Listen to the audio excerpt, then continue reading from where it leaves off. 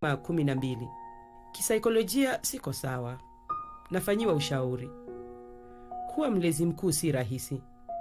Punguza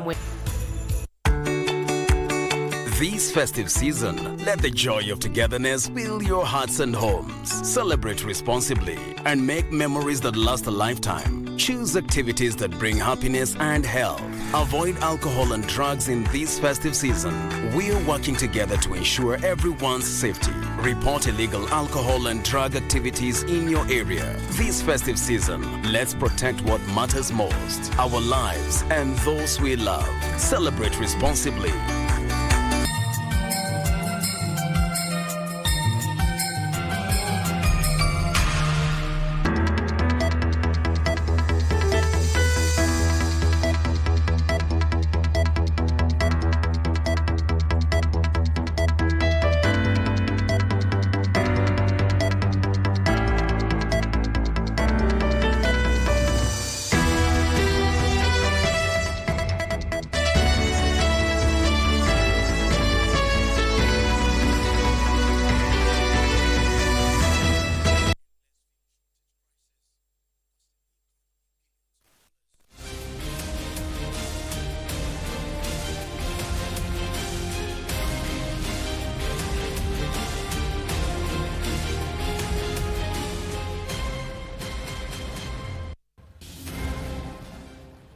Good evening and welcome to Easy Friday right here on KBC Channel 1. My name is Carren Kibett and I'm so happy to be here with you tonight for the final Easy Friday Bulletin of 2024. It's a bittersweet moment as we wrap up the year, but it's also a somber day for the nation as we mourn the loss of one of Kenya's volleyball legends, Janet Wanja, a name that inspired many on and off the court. And in a developing story, the president has vowed to take decisive action against those responsible for the alarming cases of abductions across the country. Beyond the headlines, we'll also bring you updates in business and a packed sports segment to close the year with a bang. But first, here are the highlights.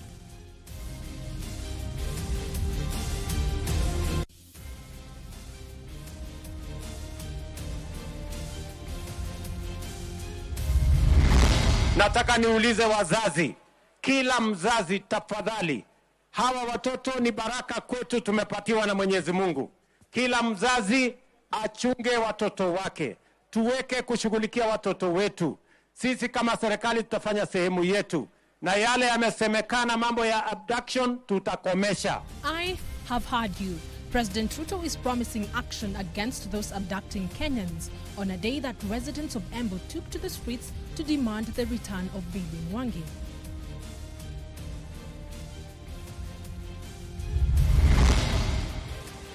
A desperate search.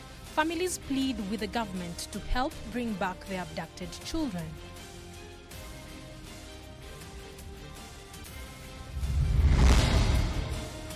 And welcome to America SDA Church and see how history and faith intersect uniquely in a village in Karachuonyo, Homa Bay County.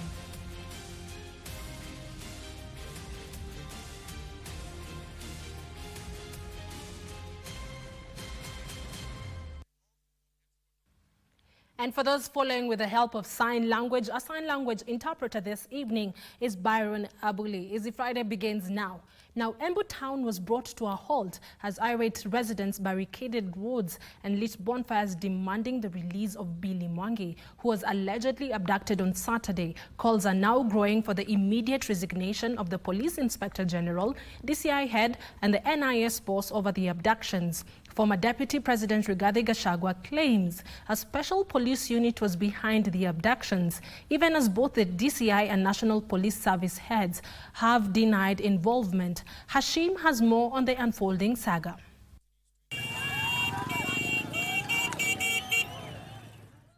Friday morning in Embu town. Angry residents took to the streets demanding answers on the whereabouts of a 24-year-old Billy Mwangi, who has been missing for 6 days after his alleged abduction from a barber shop. The irate residents are accusing security agencies of conspiring to deny them answers and shifting blame. Tunataka kujua mmefikisha wapi ripoti ya Billy Mwangi. Hatuna maneno mengi. Tunataka ripoti kamili ya mahali Billy Mwangi yuko, alichukuliwa na nani na hako wapi. Embu West OCPD Zachary Omai, in an attempt to quell the protest, told the protesters police are working with the Directorate of Criminal Investigations DCI to trace his whereabouts. Na wale watu wamemchukua hatuwajui na ile serikali inafanya ni jitihada na kutafuta hii watu inasikuwa ni watu. A response that did not augur well with the protesters. And as the protest took place in Embu, former Deputy President Rigathi Gachagua was in his Madeira home, where he claimed a police unit outside the National Police Service Command was behind the abduction of individuals who are critical of the government. And if this unit is not dismantled, we'll be giving the name of the building and the full names of that officer. He renewed his calls for the resignation of the top security chiefs. Abducting young people is not a solution. You must address the cause of the disquiet, of the discontent. No more. Na Kenya Party leader Martha Karua, who was at her residence in Kimunye Kirinyaga County, questioned why security agencies had not solved the abduction mystery. And we are demanding that all abducted persons be released forthwith to celebrate the festivities with their families. The uproar comes as the Directorate of Criminal Investigations DCI denied involvement in the abductions barely 24 hours after the Inspector General of Police distanced his unit from the abductions. This is the second person being abducted leaving this office. That one was Mr. Njagi. He's called Bob Njagi. Bob Njagi was abducted when he left this office. When he was on his way home, he was intercepted and abducted and was among the Kitengela three who were held in Communicado for a long time. So this is the second time it's happening. And I'm concerned about the security of people who are associating with me is not guaranteed. I'm not a criminal. These abductions have already been condemned by different leaders, and the Inspector General of Police has come out clearly saying that the police officers are not the ones who are abducting Kenyans. I want to tell you Kenyans that it is a high time to stop these abductions. The DCI has called on anyone with information to come forward. Kindly put a stop to these abductions in our country. And if these abductions are done by foreign bodies and foreign elements, our country is a sovereign state, please act. We have seen people alleging that they have been abducted, kidnapped, then they show up. All out of political expediency. If anybody alleges that they have been kidnapped, abducted, and they are not, they should also be arrested and charged for misuse of their computers and cyber crimes. So wale watu ambaye wanasema potea kama wako wapelekwe kotini kulingana na hii sheria tulipitisha bunge ya Computer Misuse and Cyber Crimes Act. Moving on, the family members of the abducted victims have come out to speak, pleading with the government to help them get back their loved ones. 4 more cases of abductions have been recorded in the country, according to Haki Africa. The rights group says it has recorded more than 93 abductions since June 13th, 13 of them having occurred in December alone.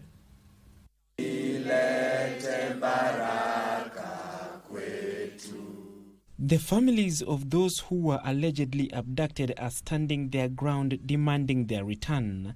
Bradhangu alipotea date 16 mwezi wa 12 2024.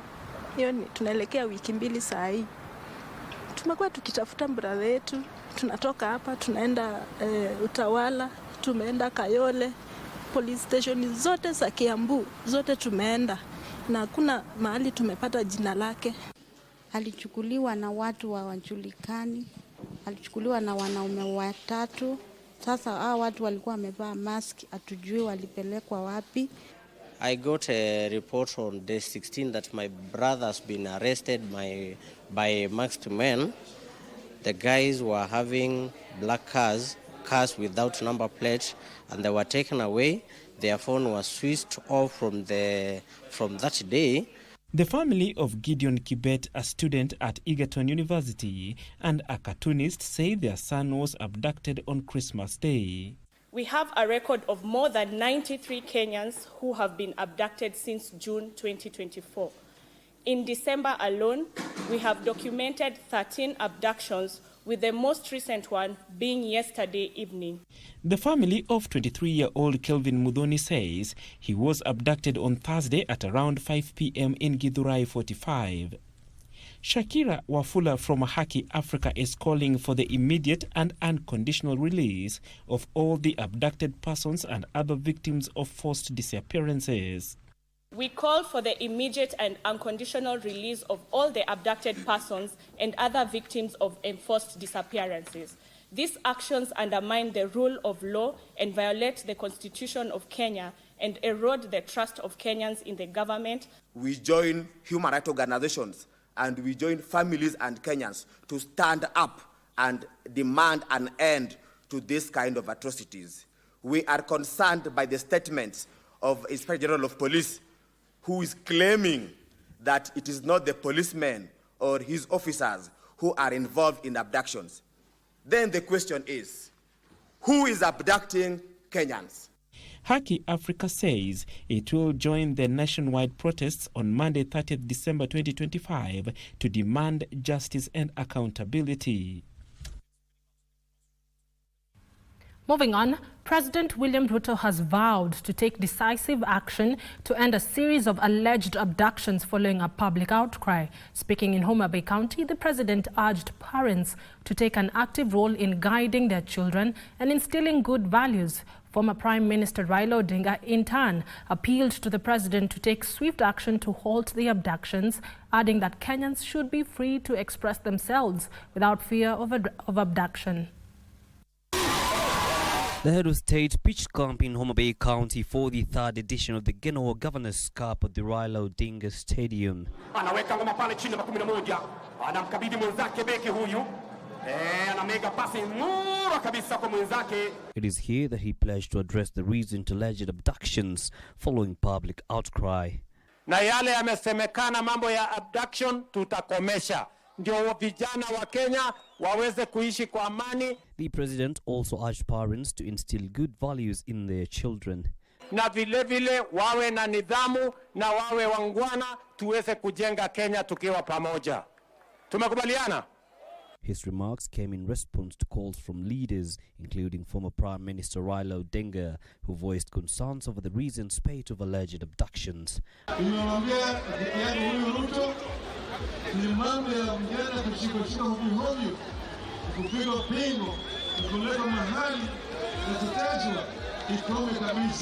This as the president called for unity and cautioned against divisive politics, which he said were hindering the country's development. Isufar reporting for Easy Friday.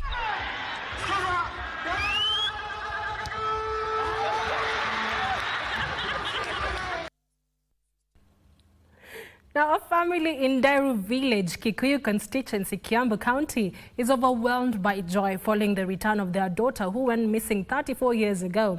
Anastasia Njeri, who is now a mother of 6, left a 1-year-old boy who is now 34 and has a family.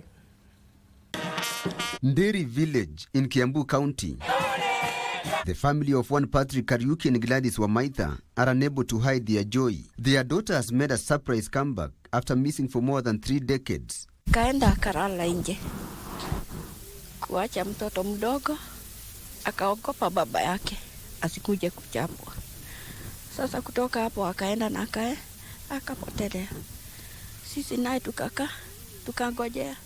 Tukafikiria kama amepota bwana atakuja kusema pali alienda bwana wake.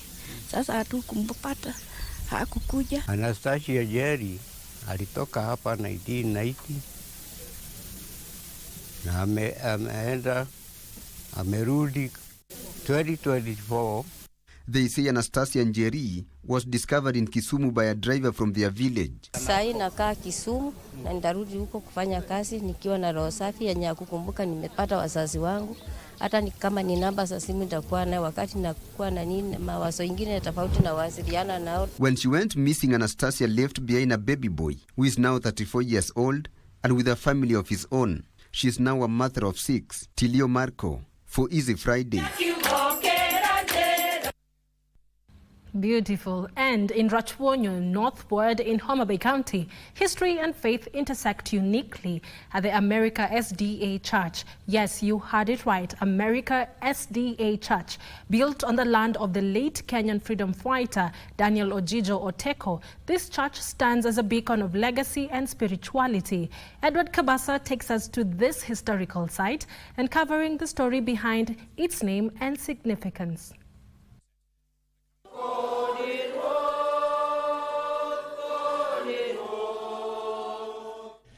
Nestled in the heart of Kanjira, Rachonyo Northward in Homa Bay County, America SDA Church is more than a place of worship. It is a symbol of heritage and a tribute to one of Kenya's unsung heroes, Daniel Ojijo Oteko, whose dreams of greatness inspired its unique name. Ilianza mwaka 1975. Hiyo ndio tulianza hii Sabbath School. Na kutoka Nyamila ndio tukaanza hii kanisa letu la Amerika in 1975.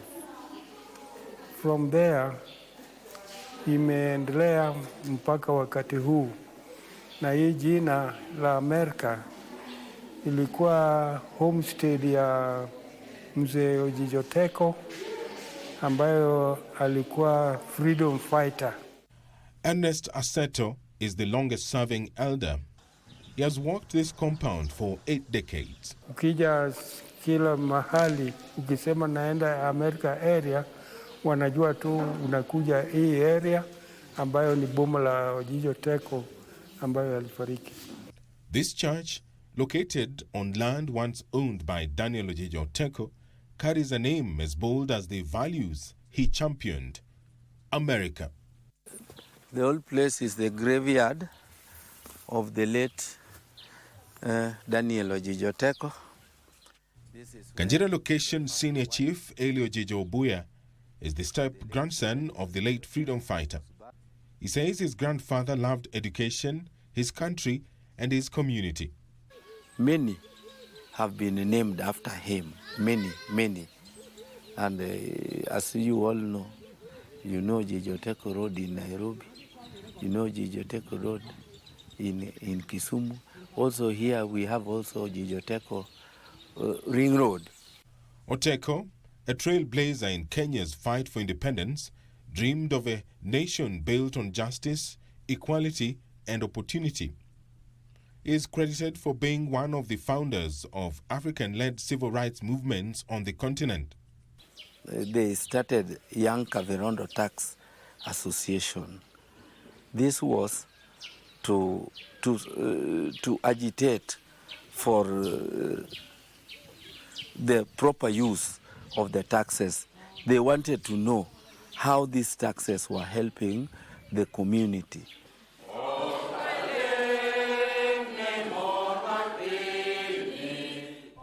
This community believes that a lot more can be done to elevate the name of the late freedom fighter.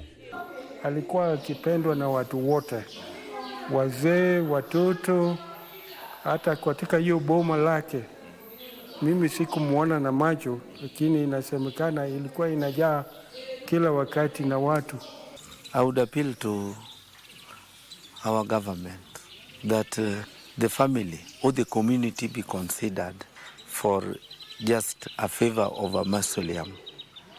And in that mausoleum, would be able to have a library to help all, not only the people of Karachuonyo, the people of Kanjira, but also the people of Kenya to know about the freedom fighters. Today, America SDA Church embodies those values, serving as a hub for spiritual growth and community unity.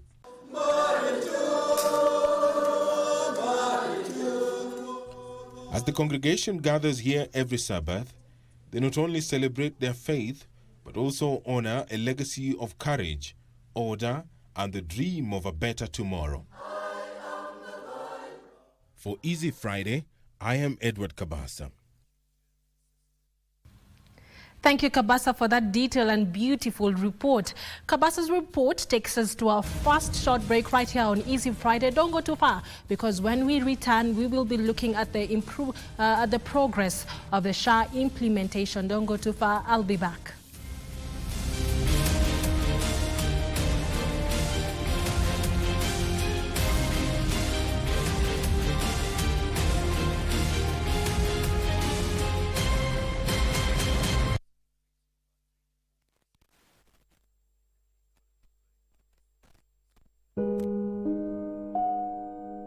This is my husband.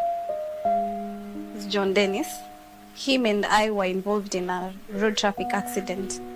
All I remember is hearing brakes and a crash.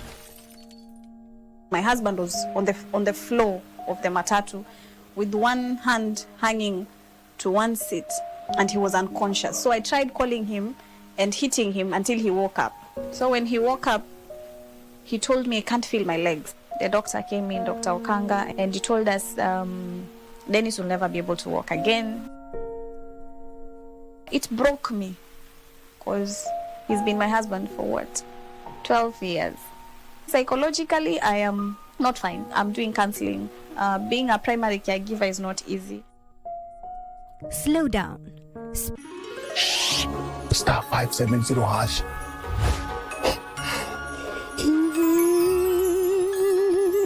Option 1 kuna PS5 na ni full package na inakuja na JBL Party Box.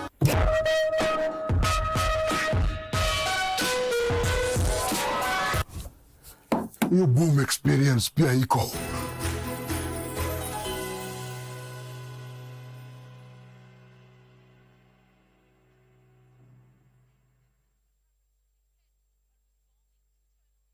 Ana ushungu sana.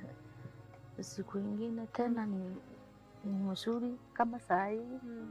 Tena hata takula ni sinda. Tumeshindwa kabisa. Sasa kama mimi ni kijana hivi, niko nyumbani. Vijana wenzangu wengine wanafanya kazi, mimi niko nyumbani. Najua si rahisi. It is Christmas. Time to celebrate, time to share with the less fortunate. It's time to give. Let's do this.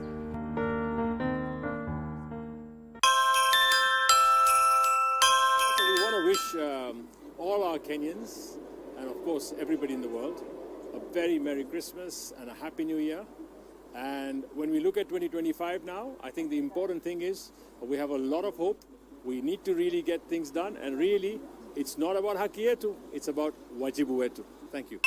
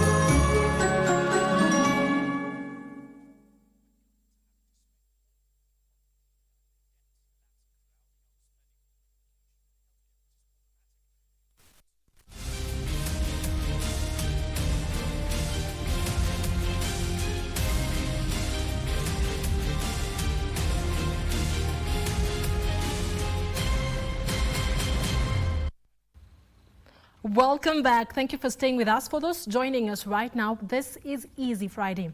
Let's proceed. The Machakos County government says it will not surrender Konza land documents to the Makueni registry as the row over the location of the Kenya's Silicon Savannah intensifies. The Ministry of Lands had directed that the documents be handed over because Konza is indeed part of Makueni. Machakos County Lands Minister Nathaniel Ng'ang'a maintains that a Konza area is within Machakos County and that no part of the land will be ceded from its jurisdiction.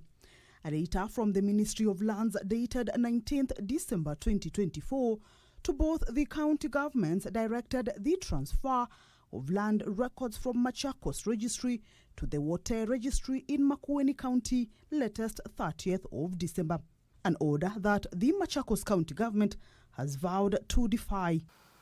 Konza is in Machakos County, and nobody will move an inch of land from within the jurisdiction of the county government of Machakos. Land CC Nathaniel Ng'ang'a says there was no stakeholder engagement. On the 23rd of September this year, Her Excellency the Governor of Machakos, Wavinya Ndeti, wrote to the CS of Lands again on the same matter, requesting her to put the matter in abeyance and follow the right procedure in handling the whole issue. Machakos County government maintains that a Senate Committee on Lands settled the boundary issue in 2014, calling on the national government to reconsider its decision. We don't know who is pushing for the lands from Kimutwa, Katumani, Yaida, all the way to Konza to be pushed to Makueni, which is over 30 kilometers away. If it means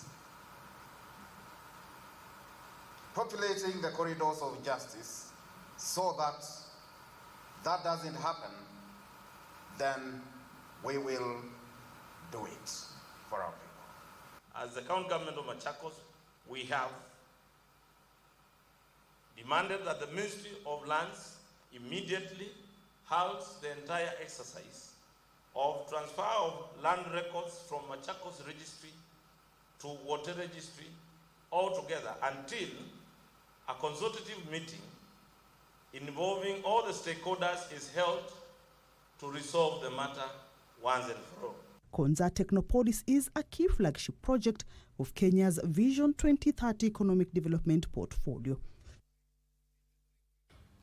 Moving on, the Internal Security Principal Secretary Raymond Omolo says the successful implementation of the Social Health Insurance Fund will save legislators the burden of fundraisers for health emergencies.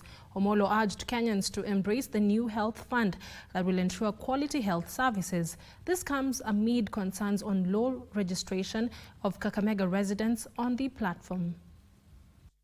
Speaking at Nina Primary School grounds, PS Raymond Omolo called on Kenyans to turn out in large numbers and register with the Social Health Authority SHA to enjoy healthcare services. Further, he noted that families have in some cases been forced into poverty after exhausting their savings and even selling their property just to take care of their ailing relatives, something that the new fund dubbed Taifa Care would cure. If I am the PS or I am the MP, all I'm being asked to pay is 30 or 40,000 based on my income. And it might look like it's a lot of money. But if I don't do that, it means that the person who pays the 300 shillings or the person who has no capacity to pay will not be able to access the healthcare that is needed. And that is what will lead to what you call black tax. So that every week your MP will have to be called to Harambes to raise money to take care of his constituents who are in hospital. So this program is not just helping the common mwananchi. It is also helping those who are privileged, like some of us who have a payslip, which again is paid by the taxpayers. Meanwhile, Malava Member of Parliament Malulu Njende has attributed the low registration to SHA in Kakamega County to lack of information on the registration process. This comes as it emerged that out of the 1.8 million people in the county, only 280,000 residents had registered with the Social Health Authority. Mimi nimefurahia kwa maana watu wamejitokeza kwa wingi na ile matatizo tumekuwa nayo kidogo hapa na pale. Manager amejaribu kusuluhisha na watu wetu wa CHPs kwa maana wamekuwa register, hata kelele tumekuwa tukisikia kwa matanga. watu wakipiga makelele ati shaifanyi sha to register, walikuwa ni register, mini testing yao haikuwa inafikisha registration mwisho. Hundreds of Kenyans gathered at Mount Kenya on Friday for the annual special prayers seeking divine intervention as the year ends. Facing the iconic Mount Kenya, they prayed for the country's unity, improved economy, prospects, and an end to femicide and abductions. Giverson Minor has details of the special prayers with participants traveling from coast, Nairobi, and central regions. Kirinyaga County, Mount Kenya region. Hundreds gathered at the foot of the mountain Friday, seeking divine intervention as the curtain closes on the year 2024. The traditional prayer session saw participants circle the mountain, arms stretched towards the sky in prayer while facing the mountain. Tutazunguka kutoka hapa Samsoni, kwenda mpaka huko Meru, tuzunguke mpaka Laikipia, tukuja Nyeri. Among them were lawyer Njiru Ndegwa and John Rutere, who are donned with sky blue ribbons. Jana sana tunaona vile watu wanashika vijana wandogo, wanaviswa mahali hatujui ni wapi, pengine wanauawa, na ukiona nchi inaanza kuua wa vijana, ujue hiyo nchi tayari imegonjeka. Kama mimi mchungaji naenda kuombea nchi yetu ya Kenya, ningeomba Mungu aiponye. We are here also to pray to God to help us overcome the challenges that are here in this country, and especially the challenges of abduction. The government has denied that they do not know who is abducting us. They do not know who is killing our children. The group say the challenges bedeviling the country, such as abductions and femicide, require God's intervention. Sasa mimi nataka serikali iangalie watoto wetu na kuwashuga, sio tusikia tu watoto wanaenda na wanauawa kiholela.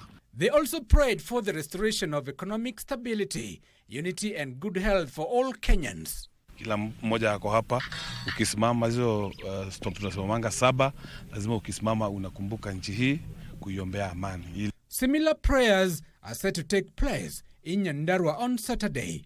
Giverson Minor, Easy Friday. The education sector has once again been a crucial area of the national conversation, with far-reaching implications for learners, teachers, and policy makers. Tonight, we explore the highs, lows, and unresolved issues that define the nation's education system in 2024. 2024 has been a year punctuated with a myriad of challenges for the country's education sector. Top among the issues was a never-ending debate over the implementation of the competency-based curriculum. Parents, educators, and policymakers remained divided over its effectiveness and implementation. And what is important to remember is that from 2012, we have been in a transition. And we are continuing in that transition. We are within it. And where we find issues, we are navigating, tweaking, amending, reviewing, so that the system is fit for purpose. While proponents led by the Ministry of Education emphasized its potential to develop practical skills, critics pointed to inadequate teacher training and the high cost parents incurred. Noteworthy too was the question of funding, with school heads and educationists raising concerns over delays and inadequacies in the capitation, as well as accountability in the use of the allocated funds. At least to increase the capitation because of mahitaji ambazo tunazo kama shule, sababu hizi shule zina shida tofauti tofauti. When we hear that junior school, the capitation is going to be 15,000, only to confirm from the heads of schools that they receive 4,000 Kenya shillings, I think there is an accountability issue about capitation. Capitation is going to be provided. In fact, we are working very hard with the Treasury to ensure that capitation is in schools before they open, whatever percentage. Junior secondary schools also faced a crisis. The lack of adequate classrooms and infrastructure brought learning to a standstill in some areas. This dilemma, coupled with the national teacher strike over pay disparities and an unclear terms of service for JSS educators, painted a grim picture. Walimu kama watapewa pesa zao, hawatarudi shule tena. Hao walimu ambao wanaandamana, tunaomba serikali muweze kuwasikiza ili muwape kandarasi ya kudumu. Angalia hao walimu wetu. Huyu mtoto ulimsomesha kaenda university. Unamlipa 15,000. Kwani yeye ni maid? At the higher education level, universities struggled with dwindling finances and delayed the Higher Education Loans Board disbursement. Students decried the challenges in accessing loans, while the universities faced disruptions from lecturer strike over pay and working conditions. I want to say that dons in this country are on strike, and we are on this strike however long it takes. In 2006, we were out for 9 months, and we managed to get 116% increment. So I want members of the public to bear with us. We are just starting the 4th week. We are still remaining with 8 more months. We want the country to know what is happening in the university sector, particularly to the lecturers, why the lecturers are out, and we will remain out as long as those who want us to remain out frustrate our efforts to negotiate and implement the CBA. We have a return to work formula, which we are asking that this return to work formula be implemented fully. Despite these challenges, the Kenya Certificate of Secondary Education examinations proceeded smoothly, with the Ministry of Education implementing stricter measures to curb cheating. Nataka kuambia taifa kuwa mtihani inaendelea mzuri, ila tu jana katika shule ya Kibabe zilipatikana simu 3 za rununu katika darasa ya mtihani wakati wa exam ya biolojia. Hatua ilichukuliwa mara moja, so center manager na deputy wake walisimamishwa na supervisors na invigilators pia walisimamishwa kazi. As 2024 winds down, stakeholders in the education sector are calling for urgent reforms to address the existing systematic challenges bedeviling the sector. Joseph Wahungu, 2024 in review. Now, 2024 was politically charged, to say the least. It was not an election year, but a new deputy president was elected. 2024 was also the year that Kenyans were told to avoid talking about airports if they have not yet visited one. Here is Dorina Range with some of the light moments of 2024.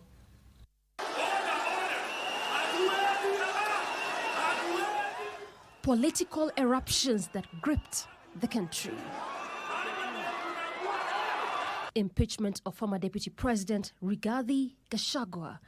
At the Bomas of Kenya, the epicenter of the public participation exercise provided the disgruntled public opportunity to audit their government.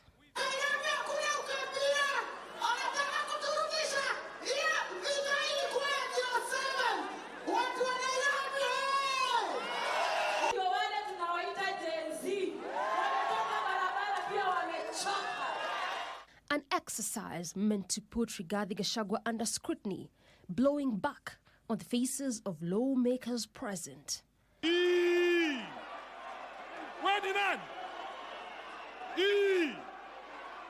An aggrieved public concerned about the country's economic downturn and punitive taxes, lumping both the opposition and members of government together, giving a harsh scorecard. The mega elephant in the room is the new funding model.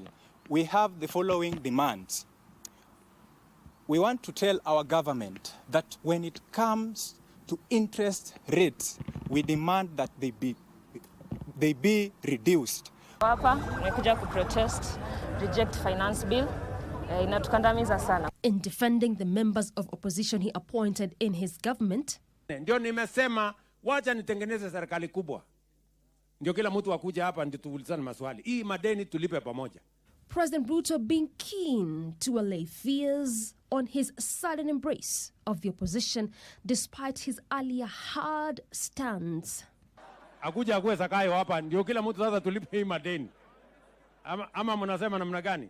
Kwa sababu wale wananiita Zakayo wanafikiri hii pesa inakusanywa ya ushuru inaingia kwa akaunti yangu. Mimi sina account ni ya Wakenya. Moments of levity when world leaders at the United Nations Environmental Assembly were assured of a lifetime experience of watching lions swim in Lamu County. And if you have a bit more time, please travel to Lamu.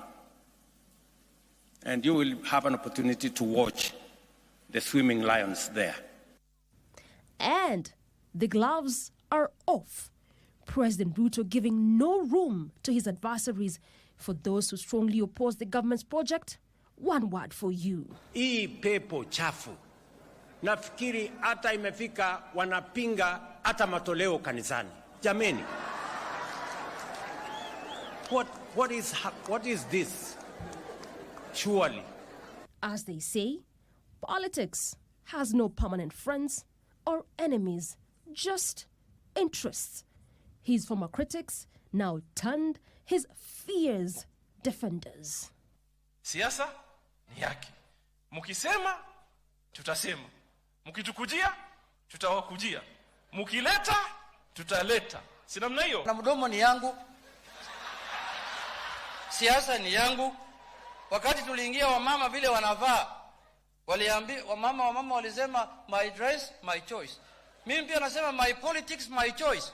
While this was going on, the raging floods in Nyando, Kisumu County left residents with this to say. Mfuriko ya mvua najaa masini yote. Michele imeenda na mafuriko. Maji ilianzia saa 9 usiku. Sasa mimi niligunduka kuku ile kula inalia. Sasa ndiye nilikumbuka maji inakuja. Doreen Arange, 2024 in review.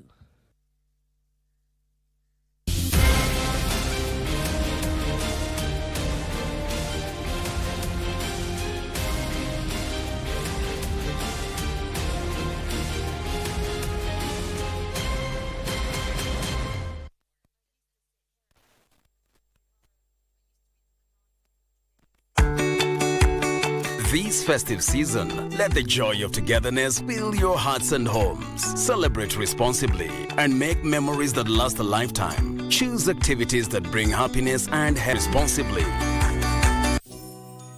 Christmas ni sahi, ishafika na ni kubwa. Kweli? Hii Kristi ni bomba na Blue Santa kupitia star 570 hash option 1. Rudia. Star 570 hash option 1. Iko PlayStation 5 na 55 TV na iko 500,000 Kenyan shillings. Na mbuzi moja? Na mbuzi. 1 million Kenyan shillings na Samsung S24 Ultra. Na mbuzi moja? Iko 2 million Kenyan shillings na iPhone 16 Pro Max. Na mbuzi mbili. Blue Santa amekuja na zawadi kibao. Nani kubwa Hapa kuna ndogo. Hapa Christmas ni bomba.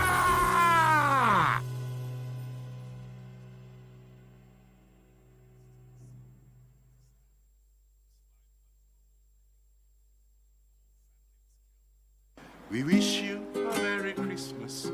We wish you a Merry Christmas. We wish you a Merry Christmas and a happy New Year. Good tidings we bring to you and your king.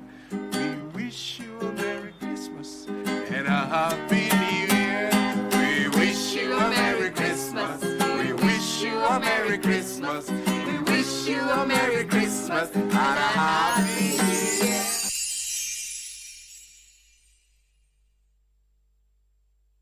So, Ronnie here happens to be Alice's man. It was a pleasure, Ronald. Same here, Susan. Well.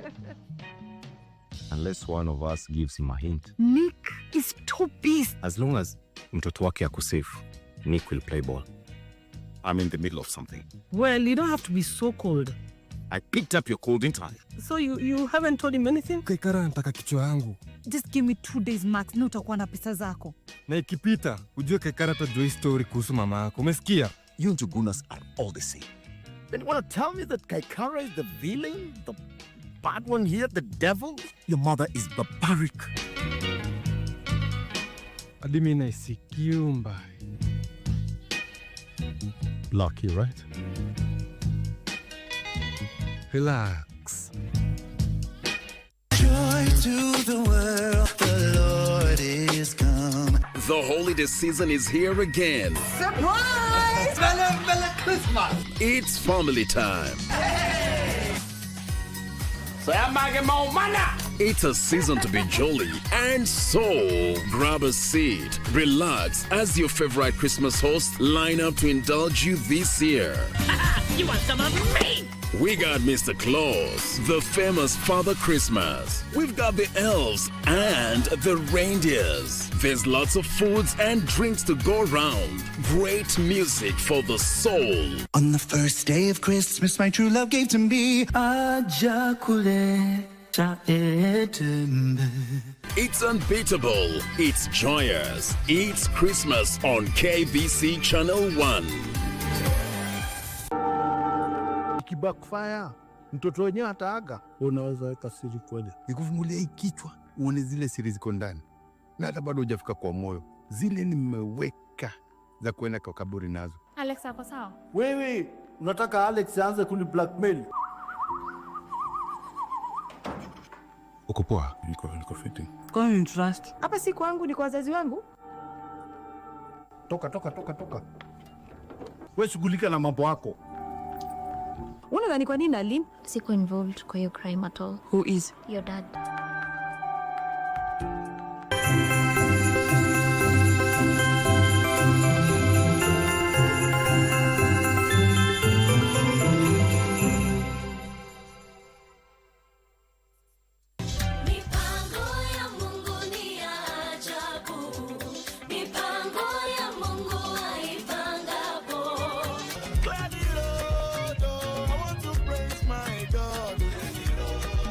And we want to talk about the spirit of giving, or rather the spirit of generosity. When you talk about the spirit of giving, we say that is a way that we show our love to God and show our reliance on God's supply. But again, also we say that our work show our establishment of God's kingdom. It is more blessed to give than to receive. It is the hand that is stretched to give that receives, and it's more blessed.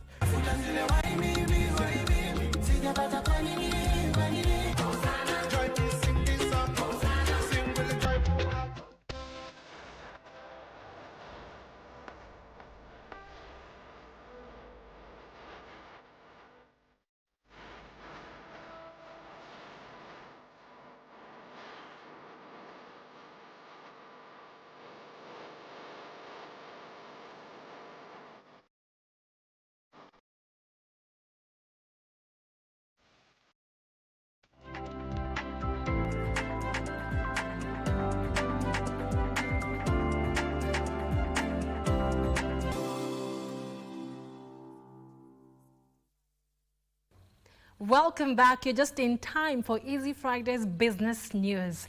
Now, over 60% of female-led homes are cutting down on food expenses to remain afloat as economic pressures persist in the country. A recent survey by Central Bank of Kenya, dubbed Finaccess Households 2024, further indicates that on average 16.6% of debtors have no capacities to repay their debts, with more men opting to offload their possessions to repay debts than their female counterparts. Kenyan households are taking varied approaches to manage and repay debts. Women who traditionally manage household budgets are leading this strategy, with 63% of female respondents opting to reduce food expenses compared to 57.1% of their male counterparts. On the flip side, only 20.7% of women are willing to part with their possessions compared to 23.1% of men, who appear more willing to sacrifice personal assets to ease debt burdens. The survey also revealed concerning trends in defaulting. The proportion of individuals who borrowed and completely defaulted increased from 10.7% in 2021 to 16.6% in 2024. Interestingly, those who managed to repay their debts without any defaults rose from 42.6% in 2021 to 45.9% in 2024, showing a slight improvement in financial discipline despite the tough times. as families cut back on essentials, drain their savings, or seek additional income streams. The weight of household debt remains a defining feature of Kenya's economy in 2024. Wairi Mujenga for Easy Friday. Now, Kenya plans to diversify its tourism portfolio to attract over 3 million visitors in 2025. Speaking to KBC Channel 1, Tourism and Wildlife Cabinet Secretary Rebecca Miano says diversification is part of the tourism strategy that will also include intensifying the One Diaspora, One Tourist campaign to increase arrivals. Look forward to positioning Kenya as a destination that you can visit every time of the year. Just this week, we have a group of Kenyans that have come into the country and they brought some visitors. Then earlier, around October, a group of Kenyan diasporas even brought a group that accompanied a celeb, a Hollywood celeb, Miss Murphy, and the whole of that team. So we need to partner more with the diaspora to ensure that our numbers grow. And even in January or come the new year, we'll continue strengthening our strategies and maybe even organize a diaspora tourism event. We are also thinking of identifying our diaspora as our agents, tourism agents, in the countries that they reside, because they know those countries, they know our country, and they will be instrumental in growing our numbers. We are putting strategies to promote domestic tourism by showcasing our country. Many Kenyans are not travelers within, but we have seen a new trend, and especially from our young people. Kudos to our young people. They are embracing tourism every weekend. If you look at the road, people want to see the niche products that we have. As a ministry, we are determined to promoting local tourism. Recently, we launched a campaign, a photography campaign, and we requested anyone to just take photos of the best they can see near their home. We are looking, the judges are looking at the results and will be unveiling the winners of the photography. We have many other initiatives, but dissemination of information, marketing and branding is the way to go. The good news is, over the last few months, hotels have been booked, fully booked. The occupancy is very high. And when I talk to the hotels and look at the data, many domestic tourists, and especially the festive season, hotels at the coast are fully booked. Even other destinations, the tented camps, people have embraced domestic tourism, and this is the way to go for our country. We owe Kenyans to taking utalii back to its former glory. So we are working as government, we are working with the board and management, and I know this is in the agenda of His Excellency the President, because the hospitality sector requires continuous training and capacity building so that we maintain even international standards. But in terms of accreditation, we have the TRA, Tourism Regulatory Authority, that wants to ensure quality, accreditation, so that if a hotel is announced and classified to be 3-star or 4-star, it is indeed that class, so that we also match the international best practice. First, at policy level, we are reviewing the Wildlife Management and Conservation Act to take into account emerging trends so that we have sustainability. When it comes to climate change, we know the effects of climate change and the need to manage climate change. So overall, just in line with the government agenda of planting 15 billion trees, my ministry has been given its own share of 60 million trees to plant. So we are actively working on that. Communities who have land to come up with conservancies, and we have over 200 conservancies, community and private in the country, where then they conserve their wildlife while they gain through ecotourism and other activities. And that way, it has opened roads, it has opened other infrastructure, created jobs, water infrastructure, and surely that is the way to go. There is a backlog, but thankfully earlier this year, His Excellency relaunched the compensation exercise in Rumuruti. For the last 2 years, we have been able to budget and funds have been released, so quite a bit of compensation is happening. What else we have done? We have launched the county wildlife compensation committees, the ones that then verify the claims, so that we can verify all the claims. We continue to push for funds to do the compensation, and also stakeholder engagement, looking for other innovative resource mobilization ways so that we can do compensation. So our aim is to clear the backlog, and then going forward, we should be current, be able to efficiently and in a timely way compensate those who have been affected by the conflict. We are also going digital. We have a digital platform that ensures accuracy, efficiency, transparency, and eradicates any fraud. So part of the strategic plan that we launched is to ensure that we have timely compensation where there is a conflict. For 2025, the outlook is bright. We have a new target for 2025 is to have 3 million visitors in the year. We have just launched our strategic plan where we want to diversify our products, our source markets. We want to work on security. We want to streamline everything as we look forward to welcoming many, many more tourists, which will then create jobs, and especially for our youth, we'll have economic empowerment even within communities, and we'll have even investment in terms of tourism investments.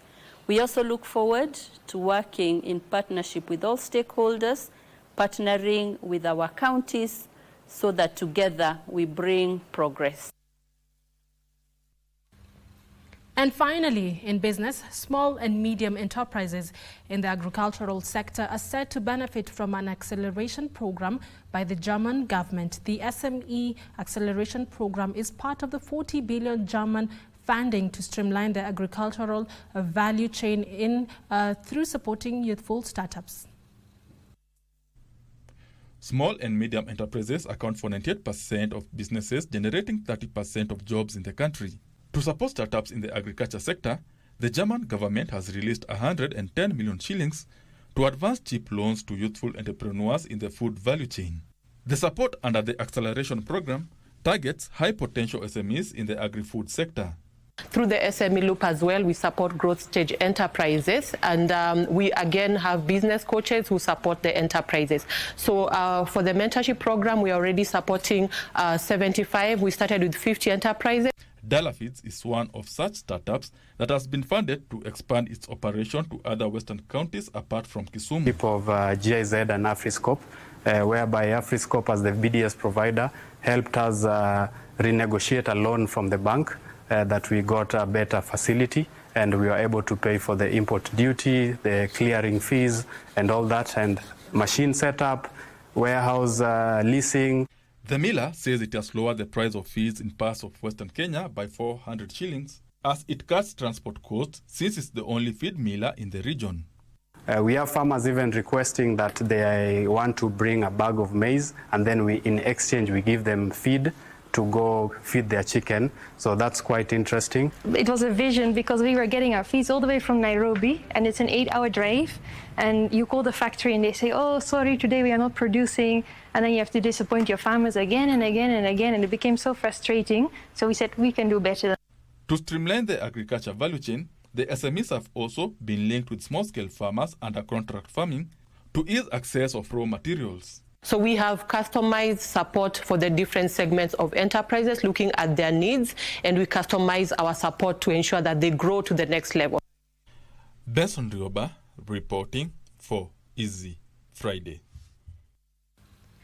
And that's your business right here on Easy Friday. We now take a short break, but when back, my colleague Daniel Wahome will be ready to serve you the sports news. Don't go too far.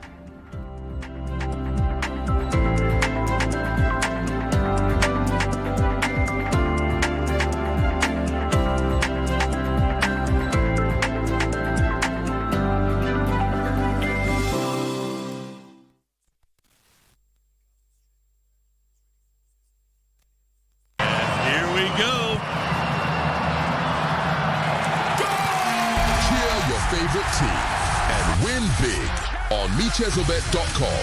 Casino, Aviator, and other crash games also available at Machakos-Makueni. Sign up today.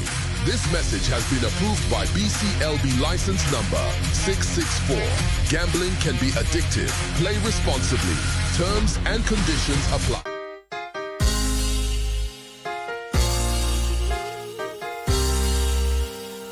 In the name of Jesus Christ, Mungu anatarajia ukanyange hatua mbele.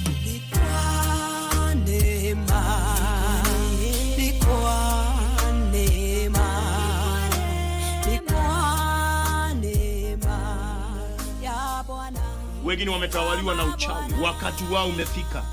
Wewe umenitazama siku ya leo. Neema na kibali cha Bwana kikawe juu ya maisha yako.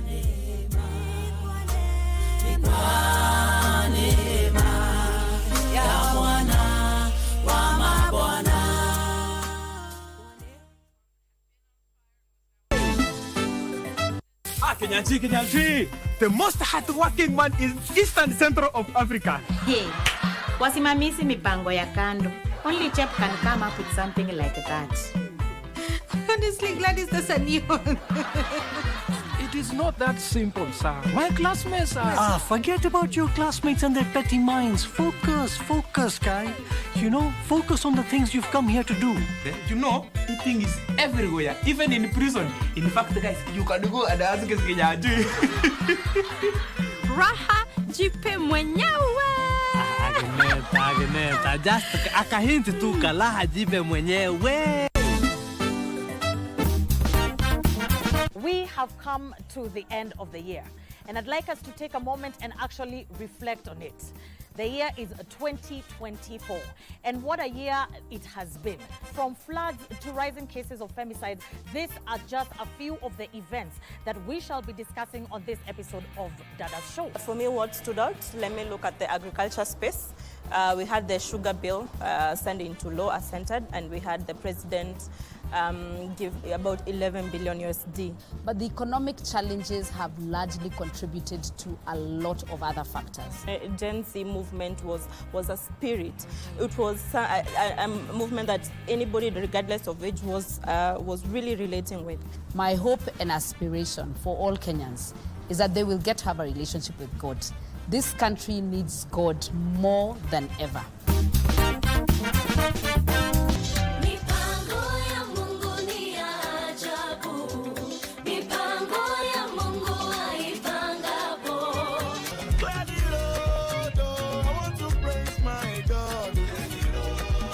And we want to talk about the spirit of giving, or rather the spirit of generosity. When you talk about the spirit of giving, we say that is a way that we show our love to God and show our reliance on God's supply. But again, also we say that our work show our establishment of God's kingdom. It is more blessed to give than to receive. It is the hand that is stretched to give that receives, and it's more blessed.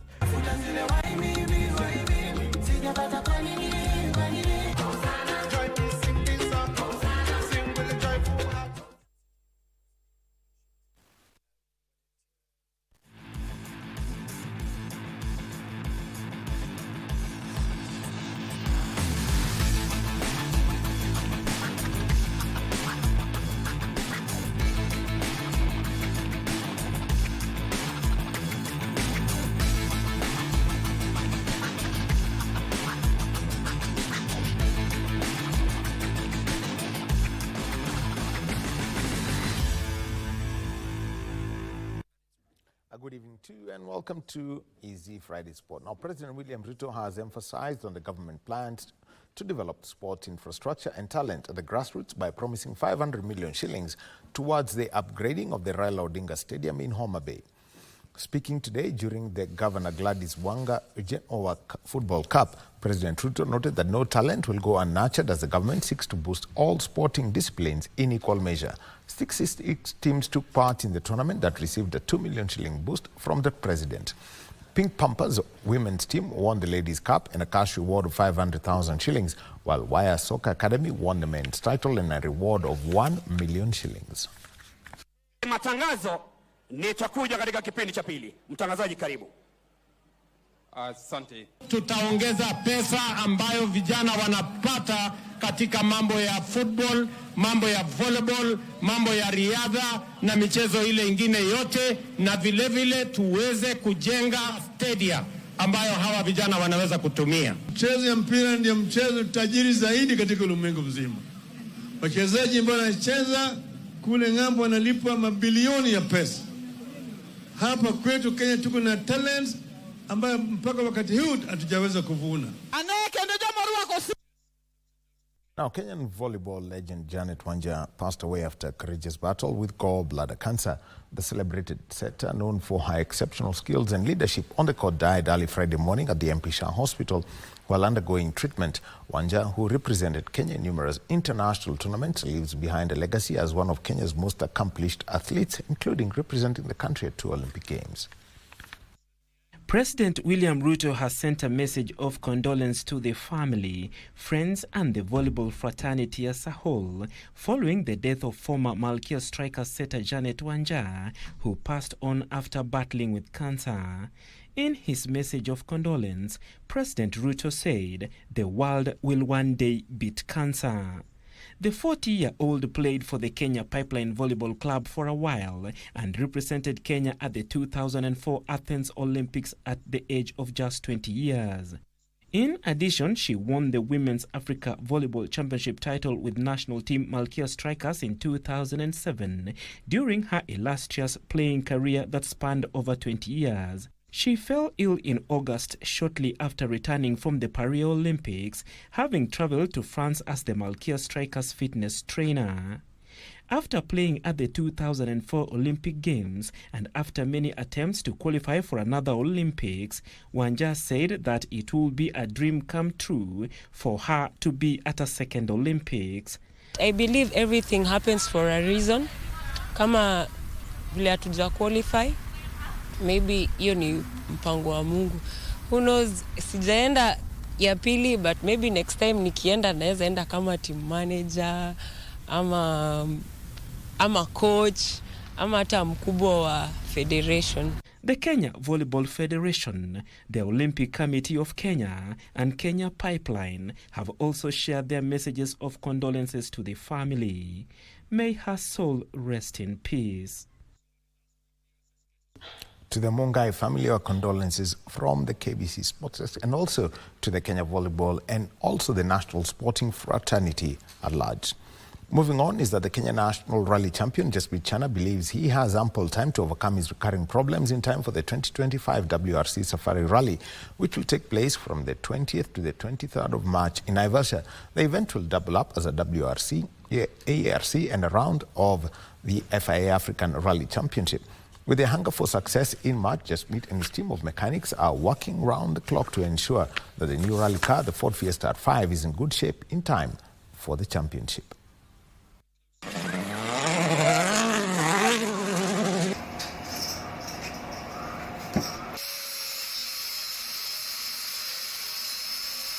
Safari holds a special place in everyone's hearts, not only mine, even the spectators.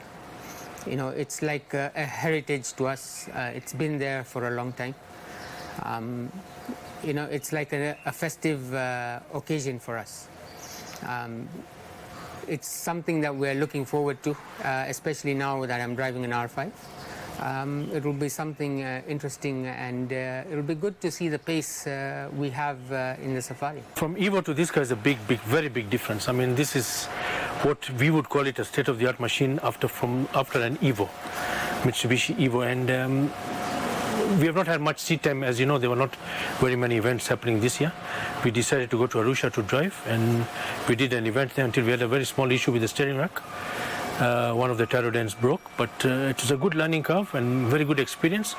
We were lying second, just 9 seconds behind the guy who won the event, and 2 more stages to go. I believe we would have taken that event.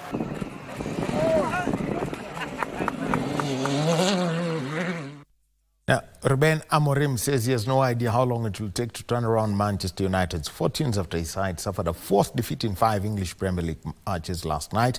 They were eliminated by Tottenham Hotspur in the Carabao Cup at the quarter-final stage last week before they were humbled by Bournemouth in the EPL. And last night, they fell to a 2-0 loss to Wolves to register their 3rd straight loss. He's deep, and there's Salah and Jones, and the goalkeeper's got a really good hand to that. That stuns Anfield. And the header has hit the post and hit the goalkeeper. The ball towards Alexander-Arnold and Salah. Well, here's Gakpo again. Again, he stepped away from one challenge. There's the F. Oh, yes! Oh, yes!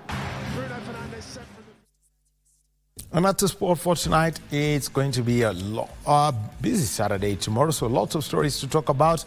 But remember, it's Friday night and it's a disco funk one and for our fallen heroes. I know DJ Cole Jax has got the night shift loaded up, and he's going to be telling you who it is all about. Top of the list, Janet Wanja. My name is Daniel Wahome. Have a good Friday evening. Back to you, Carren Kibett.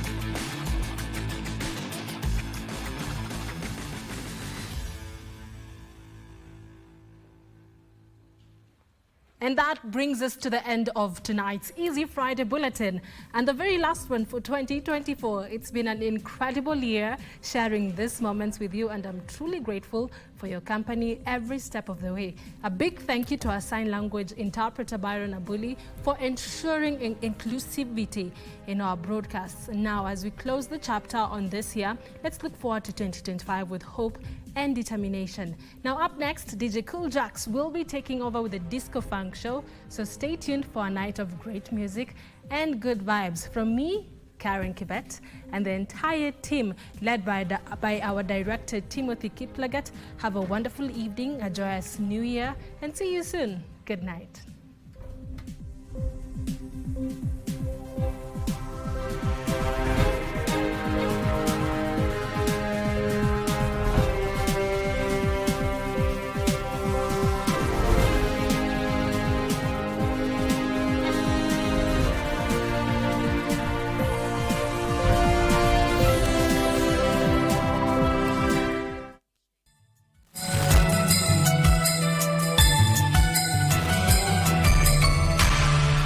So, Ronnie here happens to be Alice's man. It was a pleasure, Ronald. Same here, Susan. Well. Unless one of us gives him a hint. Nick is too busy. As long as mtoto wake ako safe, Nick will play ball. I'm in the middle of something. Well, you don't have to be so cold. I picked up your cold, didn't I? So you haven't told him anything? Kaikara nataka kichwa yangu. Just give me 2 days max, na utakuwa na pesa zako. Na ikipita, ujue Kaikara atajua story kuhusu mama yako. Umesikia? You and Jugunas are all the same. Then you want to tell me that Kaikara is the villain? The bad one here? The devil? Your mother is barbaric. Adimi naisikia mbaya. Lucky, right? Relax. Let's spread joy, laughter, and Christmas spirit. This is my story. This is my song.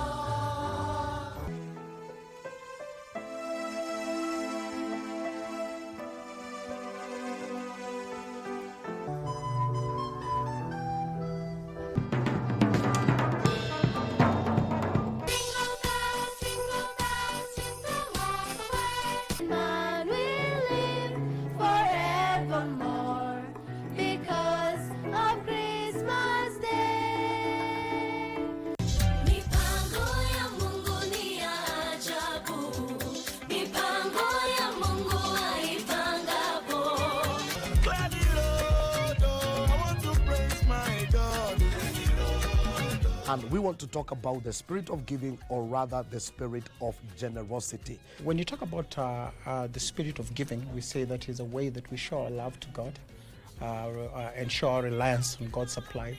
But again, also we say that our work show our establishment of God's kingdom. It is more blessed to give than to receive. It is the hand that is stretched to give that receives, and it's more blessed.